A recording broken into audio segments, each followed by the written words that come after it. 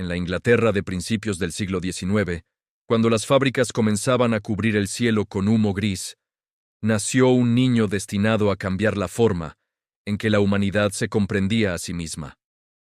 Era el 12 de febrero de 1809, en Shrewsbury, una localidad apacible donde el río Severn serpenteaba entre colinas verdes y antiguas. La casa familiar, llamada The Mount, se alzaba con elegancia sobre la ciudad, rodeada de jardines que el pequeño Charles pronto exploraría con fascinación infantil. Su padre, Robert Darwin, era un médico respetado, un hombre corpulento de presencia imponente y reputación intachable en toda la región. Su madre, Susanna Wedgwood, provenía de una familia de ceramistas prósperos, cultos, conectados con los círculos intelectuales de la época. Pero Charles apenas tendría recuerdos de ella, pues Susanna murió cuando él contaba solo 8 años, dejando un vacío que marcaría su sensibilidad para siempre. El niño quedó entonces bajo la influencia de su padre y de sus hermanas mayores, especialmente Caroline, quien asumió un papel maternal estricto y cariñoso. Desde temprana edad, Charles mostró una curiosidad voraz por el mundo natural que lo rodeaba, coleccionando escarabajos, conchas, minerales y todo objeto que despertara su interés. No era un estudiante brillante en el sentido convencional. Las aulas lo aburrían. Las lecciones clásicas le parecían interminables y carentes de vida. Prefería vagar por el campo, observar aves, estudiar insectos, perderse en la contemplación silenciosa de un bosque o la orilla de un arroyo. Su padre lo veía con preocupación, convencido de que el muchacho no llegaría a nada, que desperdiciaría su potencial en pasatiempos sin futuro. A los 16 años, Robert decidió enviarlo a Edimburgo para que estudiara medicina, esperando que siguiera sus pasos en la profesión familiar. Pero las aulas de anatomía resultaron ser un tormento para el joven Darwin. Las disecciones lo horrorizaban, las cirugías sin anestesia lo llenaban de repulsión. Pasaba más tiempo explorando las costas escocesas que asistiendo a clases, recolectando especímenes marinos, discutiendo con naturalistas aficionados en sociedades estudiantiles. Fue allí donde conoció a Robert Grant, un zoólogo radical que le habló por primera vez de teorías evolutivas, ideas peligrosas que cuestionaban la inmutabilidad de las especies. Aquellas conversaciones sembraron semillas inquietantes en su mente, aunque Darwin aún no estaba preparado para asimilar su significado completo. Al cabo de 2 años, abandonó la medicina para decepción de su padre, quien buscó entonces una alternativa respetable para el futuro de su hijo. La solución fue Cambridge, donde Charles estudiaría teología para convertirse en clérigo rural, una vida tranquila que le permitiría seguir explorando la naturaleza. Darwin aceptó sin verdadero entusiasmo, pero Cambridge resultó ser el lugar donde su destino comenzó a tomar forma definitiva. Allí conoció a John Stevens Henslow, un botánico brillante que se convertiría en su mentor, guía y amigo más cercano durante aquellos años formativos. Henslow reconoció en Darwin algo que otros no veían: una mente observadora, meticulosa, capaz de ver patrones donde otros solo veían caos. Juntos recorrían los campos de Cambridge, clasificando plantas, discutiendo geología, compartiendo largas conversaciones sobre el orden del mundo natural. Darwin también estudió con Adam Sedgwick, un geólogo eminente que le enseñó a leer las rocas como páginas de un libro antiquísimo.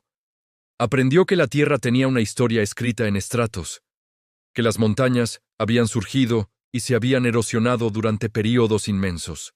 Estas ideas geológicas, especialmente las de Charles Lyell y su obra Principios de Geología, le mostraron que el cambio gradual era la clave para entender el planeta. Si la Tierra cambiaba lentamente a lo largo de eones, ¿por qué no podían cambiar también los seres vivos?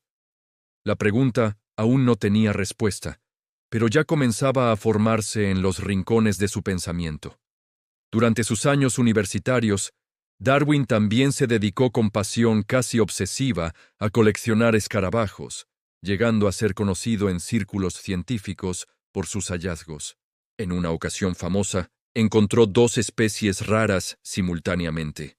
Tomó una en cada mano y al ver una tercera, metió una en su boca para no perderla. El escarabajo secretó un líquido amargo, y Darwin tuvo que escupirlo, perdiendo así el espécimen, pero la anécdota ilustra su entusiasmo desmedido. Era un joven de salud frágil, propenso a dolores de estómago y nerviosismo, pero dotado de una tenacidad silenciosa que pocos reconocían. No destacaba por su elocuencia ni por su audacia social, era más bien reservado, reflexivo, alguien que prefería escuchar antes que hablar, pero quienes lo conocían bien percibían en él una integridad profunda, una honestidad intelectual que no transigía ante las verdades incómodas. Al graduarse en 1831, su futuro parecía trazado hacia el sacerdocio rural y la vida contemplativa de un naturalista aficionado. Pero entonces llegó una carta que alteraría no solo su destino, sino el curso mismo del pensamiento humano. Henslow le escribió ofreciéndole un puesto como naturalista acompañante en una expedición naval que daría la vuelta al mundo. El barco se llamaba HMS Beagle, comandado por el joven capitán Robert Fitzroy, y su misión era cartografiar las costas de América del Sur. El puesto no era remunerado. Darwin debía pagar sus propios gastos, pero la oportunidad de explorar tierras lejanas era irresistible. Su padre se opuso rotundamente. Consideraba la idea una pérdida de tiempo, un capricho que retrasaría el ingreso de Charles a una carrera seria. Pero el tío Josiah Wedgwood intercedió a favor del joven, convenciendo a Robert de que el viaje sería educativo y beneficioso. Finalmente, con renuencia, el padre cedió, y Darwin comenzó a prepararse para la aventura que definiría su existencia. El Beagle era un bergantín pequeño, apenas 30 metros de eslora, diseñado para navegación costera más que para travesías oceánicas. Fitzroy, apenas 4 años mayor que Darwin, era un oficial de la Marina Real, aristócrata, temperamental, brillante pero atormentado por crisis nerviosas. Buscaba un compañero de clase social similar con quien pudiera conversar durante el largo viaje, alguien que compartiera su mesa y sus inquietudes intelectuales. Darwin aceptó el rol aunque no era oficialmente un científico naval, sino un gentleman companion, un caballero acompañante del capitán. Y si este canal resuena contigo, si estas historias del anochecer encuentran eco en tu mente, considera suscribirte. Acompáñanos en este viaje por las vidas que cambiaron la historia, por los hombres y mujeres que se atrevieron a mirar más allá de lo evidente, y comparte estas noches de conocimiento con quienes buscan algo más que entretenimiento pasajero. Los preparativos fueron intensos. Darwin adquirió instrumentos científicos, libros, materiales para preservar especímenes que recolectaría en tierras desconocidas. Se despidió de su familia sin saber que pasarían 5 años antes de volver a verlos. 5 años que lo transformarían completamente. El 27 de diciembre de 1831, el HMS Beagle zarpó de Plymouth hacia el Atlántico Sur. Darwin tenía 22 años. Era inexperto, idealista, formado en una visión del mundo donde cada especie había sido creada perfecta e inmutable por designio divino. Llevaba consigo el primer volumen de los Principios de Geología de Lyell, que leería una y otra vez durante la travesía. Los primeros días fueron terribles. Los mareos lo postraron en su camarote diminuto. Apenas podía comer. Todo le daba vueltas. Pero gradualmente se adaptó al movimiento del mar, aunque nunca llegó a disfrutar verdaderamente de la navegación. El Beagle se dirigió primero hacia las islas de Cabo Verde, frente a las costas de África, donde Darwin realizaría sus primeras observaciones geológicas importantes. Al examinar un acantilado de roca volcánica, encontró una franja de conchas marinas incrustadas a gran altura sobre el nivel del mar. Aquello confirmaba las teorías de Lyell. La Tierra había subido lentamente. Lo que antes fue fondo marino ahora era roca elevada. Si la Tierra cambiaba tan dramáticamente con el tiempo, pensó Darwin, ¿qué otros cambios profundos podrían ocurrir en periodos tan vastos? Desde ese momento, cada observación se convertiría en una pieza de un rompecabezas que apenas comenzaba a vislumbrar. El Beagle cruzó el Atlántico hacia Brasil, donde Darwin quedó maravillado por la exuberancia de las selvas tropicales. La diversidad de formas de vida lo abrumó. Miles de especies de insectos, plantas con flores extraordinarias, aves de plumajes imposibles. Pero también observó la institución de la esclavitud, que le causó horror profundo y alimentó su convicción sobre la unidad fundamental de la humanidad. Discutió acaloradamente con Fitzroy sobre el tema. El capitán defendía la esclavitud. Darwin la condenaba con vehemencia moral. Fue la primera de muchas tensiones entre ambos hombres, unidos por el viaje, pero separados por temperamentos y convicciones opuestas. El barco continuó bordeando la costa sudamericana, adentrándose en regiones salvajes donde pocos europeos habían llegado antes. En Argentina, Darwin encontró fósiles gigantescos, huesos de criaturas extintas enterrados en sedimentos antiguos, megaterios, gliptodontes, mastodontes, animales colosales que ya no existían, pero que guardaban extrañas similitudes con especies actuales de la región. ¿Por qué estas criaturas se habían extinguido? ¿Por qué los animales modernos se parecían a ellos, pero eran diferentes? Las preguntas se acumulaban sin respuestas claras, pero Darwin las anotaba meticulosamente en sus cuadernos, reservando el juicio para cuando tuviera más evidencias. Participó en expediciones tierra adentro, cabalgó por las pampas argentinas, conoció gauchos, sobrevivió a tormentas y peligros diversos. En Chile, experimentó un terremoto devastador que levantó la costa varios metros en cuestión de minutos. Vio con sus propios ojos cómo la geología actuaba violentamente, confirmando que los cambios podían ser graduales o súbitos, pero siempre reales. Cada día traía nuevos descubrimientos, nuevas especies, nuevos paisajes, que desafiaban las categorías mentales con las que había partido de Inglaterra. Darwin estaba siendo testigo de la variedad infinita de la vida, de su adaptación a cada rincón del planeta, y comenzaba a sospechar que detrás de esa diversidad había un principio unificador, una ley natural que aún no lograba articular. En 1835, tras años navegando las costas de Sudamérica, el Beagle puso rumbo hacia el oeste. Se dirigían hacia un archipiélago perdido en el Pacífico, a 1000 kilómetros de la costa ecuatoriana. Un lugar remoto, volcánico, aparentemente insignificante en los mapas de la época. Nadie imaginaba que aquellas islas áridas contenían las respuestas que Darwin había estado buscando. Nadie sabía que en ese puñado de rocas volcánicas se encontraba la clave para comprender el origen de todas las especies. El Beagle navegaba hacia las Galápagos y la historia estaba a punto de cambiar para siempre. El 15 de septiembre de 1835, las costas oscuras de las Islas Galápagos emergieron del océano como criaturas prehistóricas. Darwin pisó tierra volcánica negra, cubierta de ceniza y lava solidificada, un paisaje que parecía más lunar que terrestre.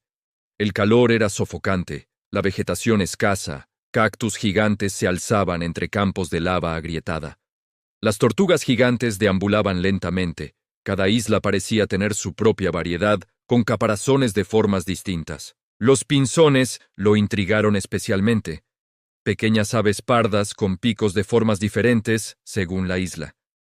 Había pinzones con picos gruesos para romper semillas, otros con picos finos para capturar insectos, algunos con picos curvos para extraer néctar.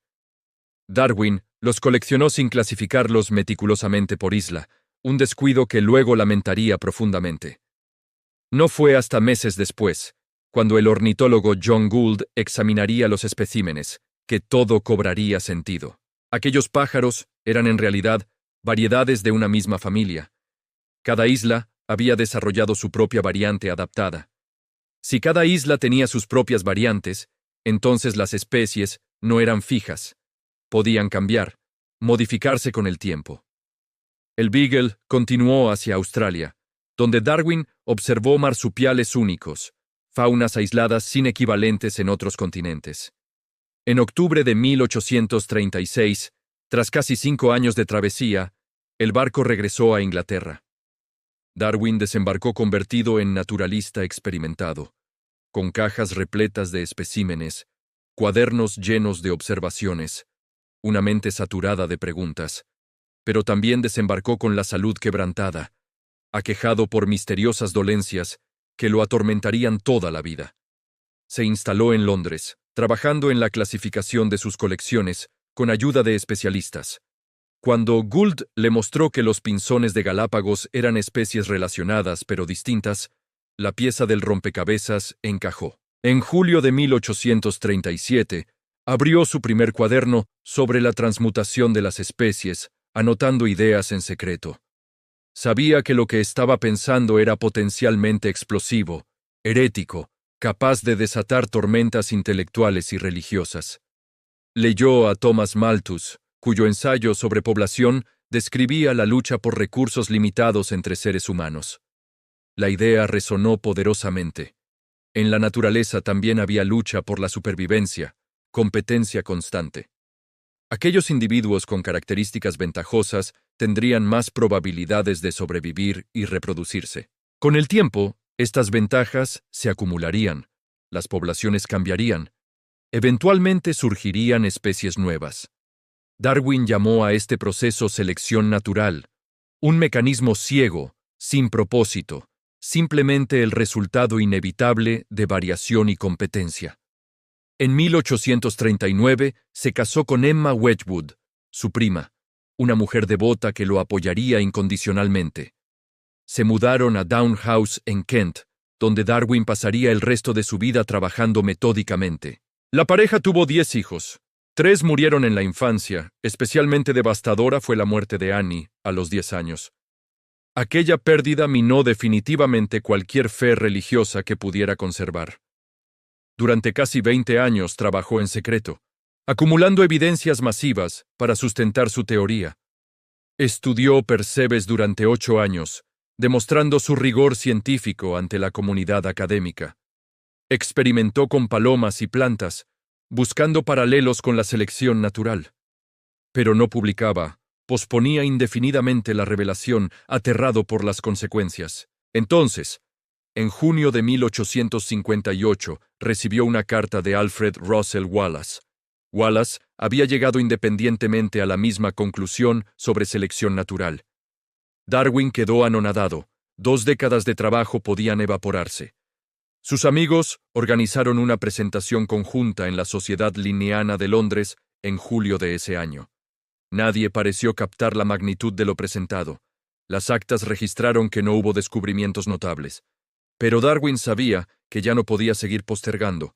Debía publicar antes de perder la prioridad histórica. Trabajó febrilmente durante 13 meses en lo que llamaba un resumen de su teoría completa. El resultado fue El origen de las especies por medio de la selección natural. Se publicó el 24 de noviembre de 1859. Las 1.250 copias de la primera edición se agotaron el primer día. El impacto fue inmediato y colosal, como Darwin había temido y anticipado. Los círculos científicos se dividieron. Algunos reconocieron el genio de la obra, otros la rechazaron visceralmente. Los líderes religiosos denunciaron el libro como blasfemo, una amenaza para la autoridad bíblica. El obispo Samuel Wilberforce confrontó públicamente a Thomas Huxley, el principal defensor de Darwin, en un debate memorable. Wilberforce preguntó sarcásticamente si Huxley descendía de un mono por parte de abuelo o de abuela. Huxley respondió que prefería descender de un mono antes que de alguien que usaba su intelecto para oscurecer la verdad. Darwin mismo evitó controversias públicas, delegaba en otros la defensa de sus ideas. Permanecía en Down House, revisando ediciones sucesivas, respondiendo correspondencia interminable, sufriendo sus achaques crónicos. En 1871 publicó El origen del hombre, donde finalmente abordó explícitamente la evolución humana. Argumentaba que los humanos descendían de ancestros simiescos, que no había diferencia esencial entre humanos y otros animales. Estas ideas resultaron aún más polémicas que la selección natural aplicada a otras especies. Pero para entonces, la evolución estaba ganando aceptación entre científicos serios. Darwin no podía explicar satisfactoriamente cómo se heredaban las variaciones. No conocía los trabajos de Mendel sobre genética. pero el marco conceptual fundamental que estableció resultó ser correcto en sus aspectos esenciales. Los últimos años de su vida fueron relativamente tranquilos, rodeado de familia, respetado aunque controvertido. Emma lo cuidaba con devoción durante sus frecuentes crisis de salud. Darwin falleció el 19 de abril de 1882, a los 73 años, en Down House. Esperaba ser enterrado en el cementerio local, pero la presión pública resultó irresistible. Fue sepultado en la abadía de Westminster, junto a Isaac Newton. La ironía no pasó inadvertida. El hombre que había cuestionado la creación especial recibía honras en el templo más emblemático de Inglaterra. Su legado transformó no solo la biología, sino toda la forma en que la humanidad se comprende a sí misma. Demostró que no éramos creaciones especiales separadas de la naturaleza, sino productos de procesos naturales. La teoría evolutiva se convirtió en el principio unificador de todas las ciencias biológicas.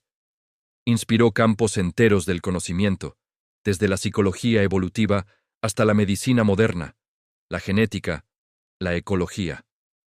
Darwin había sido un hombre humilde, enfermizo, que trabajaba pacientemente en su refugio rural. No buscaba gloria ni confrontación, solo intentaba entender cómo funcionaba la vida en su diversidad asombrosa, y al hacerlo, cambió para siempre nuestra posición en el cosmos, derribó la ilusión de excepcionalidad humana, nos mostró que éramos parte de un árbol genealógico que se remontaba miles de millones de años, que compartíamos ancestros con cada ser vivo del planeta, desde las ballenas hasta las bacterias, que la complejidad y belleza del mundo natural no requerían diseñador, surgían de procesos ciegos pero creativos. Sus ideas enfrentaron resistencia brutal, todavía la enfrentan en algunos círculos, pero sobrevivieron porque eran verdaderas. Darwin nunca supo del ADN, de los genes, de la estructura molecular de la herencia, pero intuía que había un mecanismo material que transmitía características, y la ciencia posterior demostró que tenía razón. Hoy sabemos que estaba esencialmente correcto, aunque muchos detalles han sido refinados y ampliados. La evolución por selección natural es un hecho tan establecido como la gravedad. Y todo comenzó con un joven curioso que coleccionaba escarabajos, que observaba la naturaleza con ojos libres de prejuicios, que tuvo el coraje de seguir las evidencias hasta donde lo condujeran, aunque el camino fuera inquietante, que antepuso la verdad a la comodidad, el conocimiento a la certeza reconfortante. Charles Darwin nos enseñó que entender nuestro lugar real en el universo es más profundo que cualquier mito consolador, que hay grandeza en esta visión de la vida, donde desde inicios humildes surgieron formas infinitas, bellas y maravillosas, que la ciencia no disminuye el asombro, sino que lo amplifica, revelando la elegancia de los mecanismos que nos crearon. Su viaje en el Beagle duró 5 años, pero su viaje intelectual transformó siglos de pensamiento humano. Y esta noche, al cerrar esta historia, te invitamos a reflexionar sobre el legado de este hombre extraordinario. Si este relato tocó algo en ti, si estas historias del anochecer iluminan tus noches con conocimiento y asombro, déjanos un comentario. Suscríbete a Historias del Anochecer, acompáñanos en futuros viajes por las vidas que moldearon nuestro mundo. Y recuerda que cada historia es una invitación a mirar más allá de lo evidente, a cuestionar, a maravillarse. Porque en el fondo, todos somos herederos de Darwin, navegantes en el océano del conocimiento, buscando comprender este cosmos asombroso que habitamos, esta existencia que compartimos con millones de especies. El hombre de Shrewsbury, que nunca buscó la fama, nos regaló la verdad más profunda, que somos naturaleza contemplándose a sí misma, polvo de estrellas que aprendió a preguntarse de dónde vino. Y en esa pregunta, en esa búsqueda incansable, reside toda la grandeza de lo que significa ser humano.